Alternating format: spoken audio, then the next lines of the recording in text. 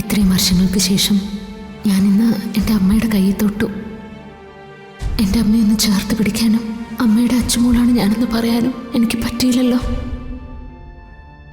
എൻ്റെ അമ്മയുടെ കാൽക്കൽ വീണ് ഒന്ന് മാപ്പ് പറയാൻ പോലും എനിക്ക് സാധിച്ചില്ലല്ലോ ദൈവമേ.